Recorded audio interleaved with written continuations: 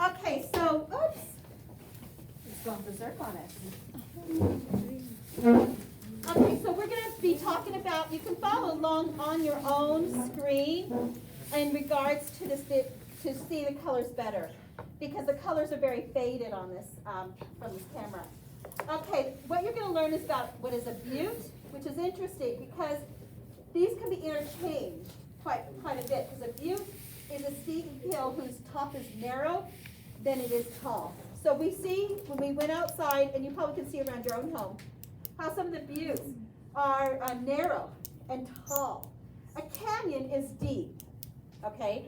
So this was originally a canyon until all the weathering of rivers and wind went through it, and also the shifting of the earth as well.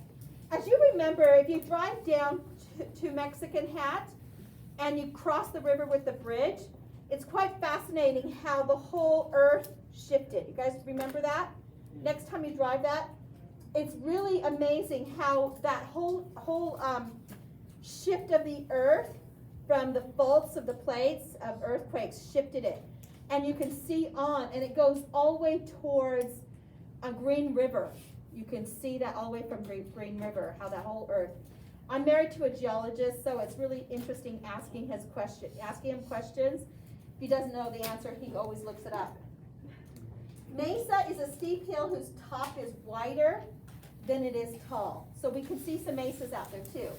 A plateau is a large flat area higher than land. So when we go out to Mexican Hat, that's a plateau. You can see that. Mulkey Dug Way is along the same line, Mulkey Dug Way. Isn't that amazing when you drive out to Mulkey Dug Way and see that? It's just fast, it's amazing. Okay, now how was Monument Valley formed? And how can we transfer the geology of the landscape into your own artwork? And that's why it's important to know about the geology. Can you take that out of your ear, please? Thank you.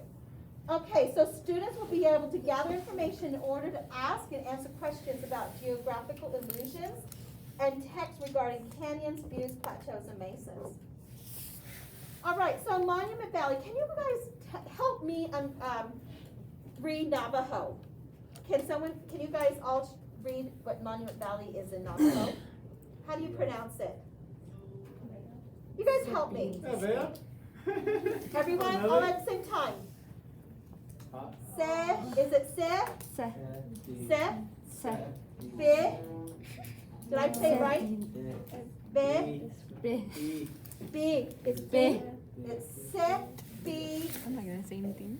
Nezishka. Nezishke. Nezishke. Sebi. Nezishke. There's no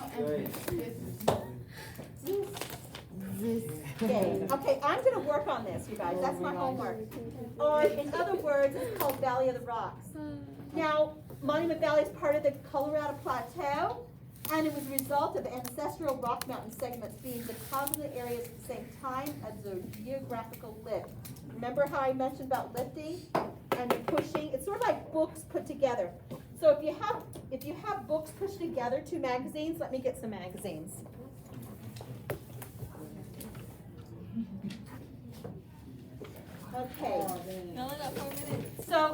Okay. So if we have some magazines pushed together like this, it lifts one over the other. See how it kind of like lifts one over the other?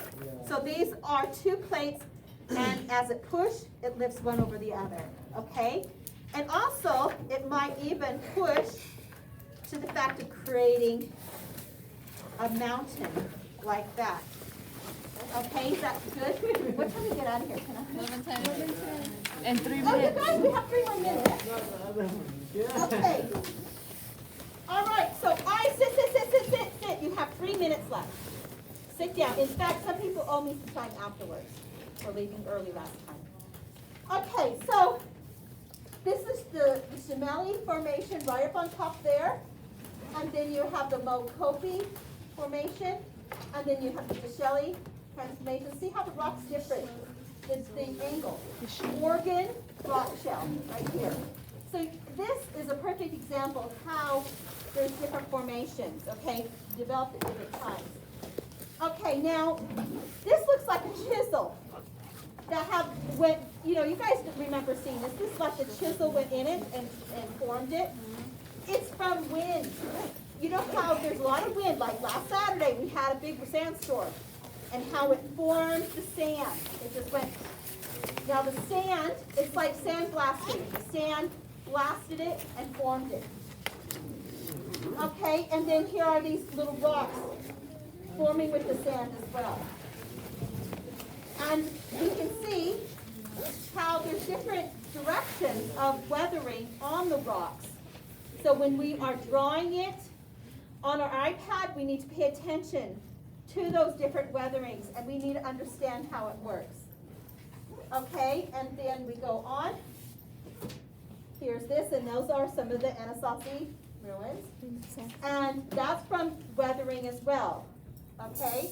And see how the different formations and the lines on it, the textures. Check out all the textures, how it's curved. You know, like someone dig out, but that's from water and wind. Okay? And again, Anasazi ruins here, the weathering formation. Look at the chisel. Looks like somebody chiseled it. Reality, it's the wind sandblasting through the rock. Okay, here's that.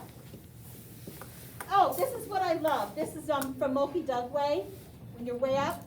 Okay, if you see in perspective, things closer, it's warmer in color, and then and clear and sharper in texture. And as it goes back, it's bluer and it's less detailed. See how that atmospheric perspective. Okay, again, this is a famous one. See how blue it is in the back? And not as clear. When it's closer, it's warmer and closer to you. Okay, so when we're doing that perspective. Okay, again, here's some more pictures. Clear, and then it's bluer. So when we're going to be doing these Google drawings in perspective, pay attention to those. Again, here, closer, warmer, redder, oranger. As it goes back, here's the horizon line. It goes back, smaller and bluer in color. Okay, now let's look at the butte names. You guys got to help me with this. Mittens. Which one's Mittens? Is this one Mittens? Yeah. Okay, that's Mittens. Okay. All right. Now, tucking your chest, please. Thank you very much.